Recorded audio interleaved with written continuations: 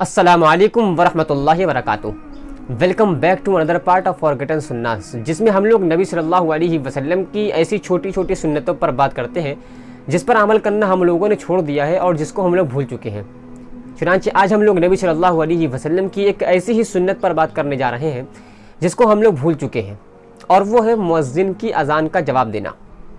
صحیح بخاری کی روایت ہے، اللہ کے نبی صلی اللہ علیہ وسلم ارشاد فرماتے ہیں کہ اذا سمعتم المؤذن فقولوا مثل ما یقول،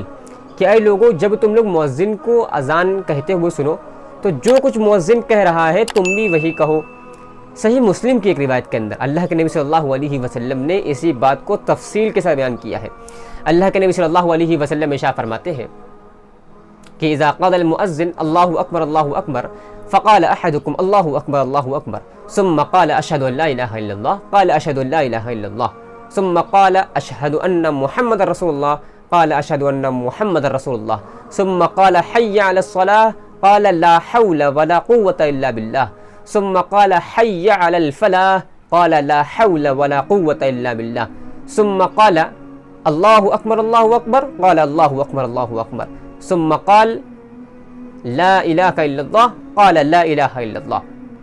صحیح مسلم کی روایت ہے، اللہ کے نبی صلی اللہ علیہ وسلم ارشاد فرماتے ہیں کہ اے لوگو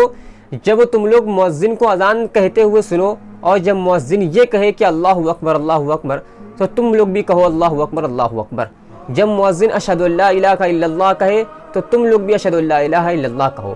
جب مؤذن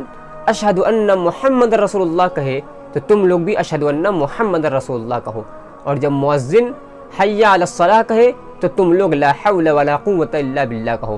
اور جب مؤذن حی علی الفلاح کہے پھر تم لوگ لا حول ولا قوۃ الا باللہ کہو۔ پھر جب مؤذن اللہ اکبر کہے تو تم لوگ بھی اللہ اکبر کہو،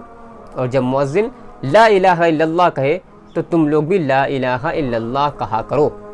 صحیح مسلم کی روایت ہے۔ اسی روایت کے اندر اللہ کے صلی اللہ علیہ وسلم آگے مزید ارشاد فرماتے ہیں کہ من قلبہ دخل الجنہ، کہ جس شخص نے ان کلمات کو اپنے دل کی گہرائیوں کے ساتھ ادا کیا یا مؤذن کی اذان کا جواب اپنے دل کی سچائی کے ساتھ دے دیا تو وہ جنت میں داخل ہوگا۔